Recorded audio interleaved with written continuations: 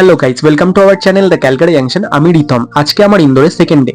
তো সকাল সকাল ঘুম থেকে উঠতেই কাকিমা দিয়ে চলে গেল চা। যদিও আমি চা খাই না, তবুও কাকিমা দিয়ে গেল বলে মানা করতে পারলাম না। তারপর কাকিমা দিয়ে গেল একটা অন্যরকম ব্রেকফাস্ট, যেটা খেতে সত্যি ইউনিক ছিল।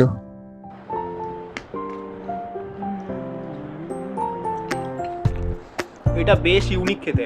যেখানে এটা দেখলাম এটা সাবুদানা, বড় সাবুদানা, ধনেপাতা, আলু, বাদাম দিয়ে একটা মানে সুন্দর করে একটা মানে নোনতা নোনতা একদম ভাজা।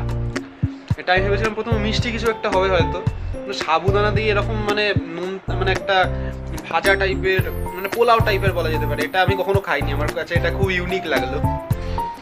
তোমার ব্রেকফাস্ট খাওয়া হয়ে গেল, আর বাইরে এখন প্রচন্ড রোদ। সেই জন্য আমি আর ঈশান সিদ্ধান্ত নিয়েছিলাম যে আমরা আজকে বিকালের দিকে ঘুরতে যাব।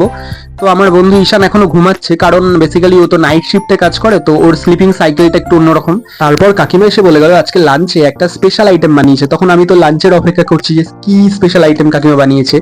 তারপরে দেখলাম যে ঈশান ঘুম থেকে উঠে চলে এসছে, আর কাকিমা আমাদের দিয়ে দিয়েছে আমাদের আজকের লাঞ্চ। তো এই যে লিট্টির মতো জিনিসটা তোমরা দেখছো, এটার নাম হচ্ছে বাটি। আর তার সাথে দিয়েছে ডাল আর আলু চোখা। খেতে একদম অন্যরকম লাগলো আমার কাছে, লিট্টির থেকেও ভালো। আমরা জানি লিট্টিতে যেমন ছাতুর পুর থাকে, এখানে হচ্ছে সুজি দিয়ে একটা অন্যরকম ট্রাই করা হয়েছে, যেটা আমার খুব ভালো লাগলো। রেসিপিটাও আমি নোট ডাউন করে নিয়েছি, ঘরে গিয়ে বানাবো। তারপর রেডি হতে শুরু করে দিলাম, কারণ এবার রোদটা অনেকটাই কমে গেছে। তো এবার আজকে আমরা কিছু কিছু ডেস্টিনেশন সিলেক্ট করে নিয়েছি। যেমন এখানকার সব থেকে বড় একটা শপিং মল আছে, সেই শপিং মলটায় আগে আমরা যাব। তারপরে যাব এখানকার ইসকন মন্দিরে। তারপরে যাব হচ্ছে, যেহেতু আজকে হনুমান জয়ন্তী, সেই জন্য একটা হনুমান মন্দিরে। তো ফাইনালি এখন আমি ঈশানের স্কুটারে করে বেরিয়ে পড়েছি আমাদের প্রথম ডেস্টিনেশনে। তো এখন আমরা যাচ্ছি হচ্ছে এই রাস্তার নাম হচ্ছে শ্রী দীনদয়াল উপাধ্যায় চৌরাস্তা। তো এই রাস্তাটা হয়ে আমরা আজকে আমাদের প্রথম ডেস্টিনেশনে যাব, ফিনিক্স সিটিডেল শপিং মলে। তো প্রথমে রাস্তা দিয়ে যেতে যেতে দেখতে পেয়ে গেলাম হচ্ছে এই শপিং মলটা। আমি ঈশানকে জিজ্ঞেস করলাম যে এটা কিসের, মানে কোনো নতুন আরো শপিং মল তৈরি হচ্ছে? তখন ঈশান আমাকে বললো এই যে মলটা দেখছি সেটা পুরো হচ্ছে ফুড মল। নিচে অনেক ফুডের দোকান হয়ে গেছে, আর ওপরটা আন্ডার কনস্ট্রাকশন আছে, তৈরি হচ্ছে। এটা মানে কোনো অন্য দোকান নেই, সম্পূর্ণটাই খাবারের দোকান। তো আমার যা মনে হলো, হয়তো ইন্দোরের মানুষজন একটু ফুডি, কিন্তু তাও মানে তারা খুব হেলথ কনসিয়াস। তো আমরা এখন পৌঁছেই গেছি আমাদের ফার্স্ট ডেস্টিনেশনে। তো এই হলো ইন্দোরের ফেমাস শপিং মল ফিনিক্স সিটিডেল। তো প্রথমে আমরা এখানে এন্ট্রি করব। তো বাইরে থেকে তোমাদের ভিউটা দেখিয়ে দিচ্ছি। দেখো পুরো রাজবাড়ি মনে হচ্ছে, অনেকটা রাজপ্রাসাদ। তো এখন আমরা এখান দিয়ে এন্ট্রি করে যাব। এন্ট্রি করে আমরা পার্কিং এ গিয়ে ঈশানের স্কুটারটা পার্ক করে রেখে তারপরে উপরে যাব। তো ঈশানের স্কুটারটা রেখে আমরা এই এসকেলেটর দিয়ে উপরে যাচ্ছি। তো প্রথমে মনে হচ্ছিল আমাদের কলকাতার সিটি সেন্টার অথবা প্যান্টালুন্সের মতোই, কিন্তু এই ভুলটা আমার ভেঙে গেল যখন আমরা পুরো উপরে পৌঁছালাম। দেখে মনে হচ্ছে যেন কোনো রাজবাড়ির মধ্যে আছি। বাইরে থেকেও রাজবাড়ি, ভেতর থেকেও কোনো অংশে কম নয়। এখানে নানান ব্র্যান্ডের দোকান আছে, মানে দেশি বিদেশি বিভিন্ন ধরনের। আর ভেতরের ডেকোরেশনটাও অন্যরকম, পুরো চারিদিকে লাইট লাগানো, মানে আর যে ডিজাইন গুলো আছে, ডেকোরেশন গুলো বা যে স্ট্রাকচারটা চারদিকের যে পিলার গুলো, সেটাও একদম অন্যরকম। তো আমরা এখন আরো সামনের দিকে এগিয়ে চললাম। তো সামনে এগিয়ে দেখলাম ইউনিক স্টাইলে তৈরি করা এই বজরংবলীর মূর্তি।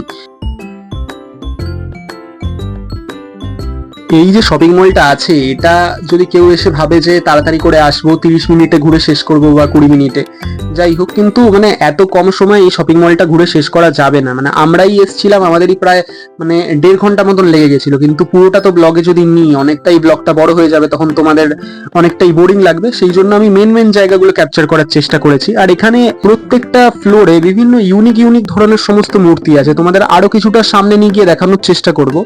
তো প্রথমে এখন আমরা এই সাইডটা দিয়ে সামনের দিকে এগিয়ে যাচ্ছি, দেখছি আরো কি কি দোকান আছে। তো আমরা দেখতে দেখতে পৌঁছে গেলাম হচ্ছে এখানকার ফুড কোর্টে। এখানে অনেক মানে দোকান আছে, যেমন ওয়াও মোমো বা বার্গার কিং বা ডমিনোস বা বিভিন্ন পেস্ট্রির দোকান আছে, অনেক দোকান এখানে আছে।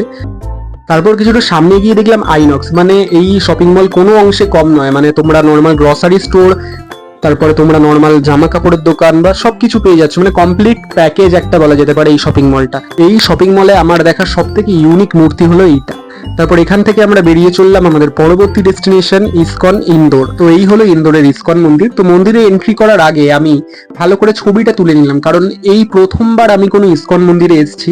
তো মন্দিরে প্রবেশ করতেই দেখতে পেলাম যে প্রথমেই রাধা কৃষ্ণর মূর্তি। এই মূর্তির ঠিক পাশেই দেখতে পেলাম শিশু শ্রীকৃষ্ণ আর মা যশোদার মূর্তি।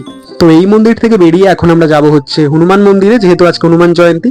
তো ইসকন থেকে বেরিয়ে প্রথমে আমরা চলে এলাম এই আখের রসের দোকানে, নিয়ে নিলাম 2 গ্লাস আখের শরবত। আর এক একটা গ্লাসের দাম পড়েছিল 15 টাকা করে।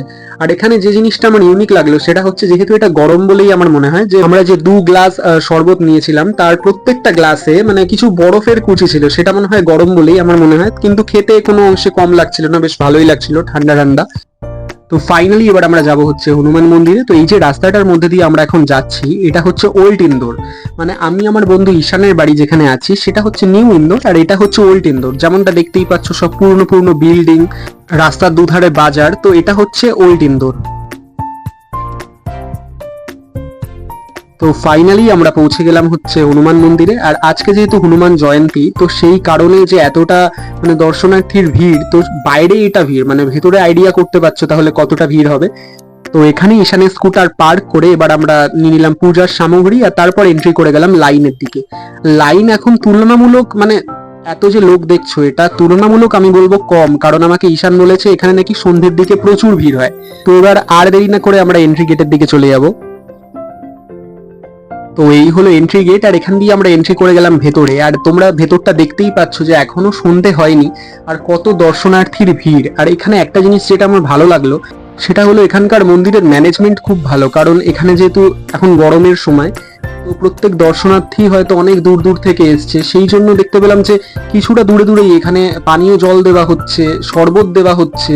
তো প্রত্যেক দর্শনার্থীর যাতে কোনো রকম সমস্যা না হয় সেই দিকে এখানে দেখলাম যে মন্দিরের ম্যানেজমেন্ট যথেষ্ট খেয়াল রেখেছে। তো ফাইনালি এবার আমরা দর্শন করে নিয়ে আমরা এবার যাব বাড়ির উদ্দেশ্যে, কারণ অনেকটা লেট হয়ে গেছে। তো ঈশান আমাকে বললো ওর বাড়ি যাওয়ার রাস্তায় একটা অন্নপূর্ণা মন্দির পড়ে, সেটাও খুব ফেমাস। তো এবার চলে এলাম অন্নপূর্ণা মন্দিরে। তো এই মন্দিরটার স্ট্রাকচারটা পুরো অন্যরকম, একদম পাথরের ডিজাইন করা, মানে প্রত্যেকটা দেখছি এখানে যা যা জায়গা এখনো অব্দি দেখলাম প্রত্যেকটা জায়গা ইউনিক। তো এখন আমরা এন্ট্রি করে গেলাম মন্দিরে, এবার তোমাদের দর্শন করিয়ে দেবো মা অন্নপূর্ণাকে। এই মন্দিরের যে স্ট্রাকচার গুলো আছে চারিপাশটা ঘুরে দেখলাম, বেশ ইউনিক লাগলো। তো এবার আমরা ফাইনালি চলে এলাম হচ্ছে ঘরে। আর এখন ঘড়ির কাঁটা বলছে হচ্ছে বাজে 1:20, আর আমরা এখন আমাদের ডিনার করব। তো আমাদের রাত্রির ডিনার হচ্ছে ডাল বাটি, মানে আমরা সকালে যে লাঞ্চে যেটা খেয়েছিলাম সেটাই আমাদের আজকের রাত্রির ডিনার, কারণ সেটা আমার খুব ভালো লেগেছিল। আর কাকিমাকে তাই এটাই বলেছিলাম যে রাত্রিরেও ওই ডাল বাটিই খাবো। তো এবার আমরা তাড়াতাড়ি করে আমাদের খাওয়া দাওয়া সেরে নিলাম, কারণ কালকে আরো অনেক জায়গায় যাওয়ার আছে। তো তোমাদের যদি এই ভিডিওটা ভালো লেগে থাকে তাহলে অবশ্যই লাইক করো আমার ভিডিও আর সাবস্ক্রাইব করো আমার ইউটিউব চ্যানেলটা Calgary Junction. Thank you guys.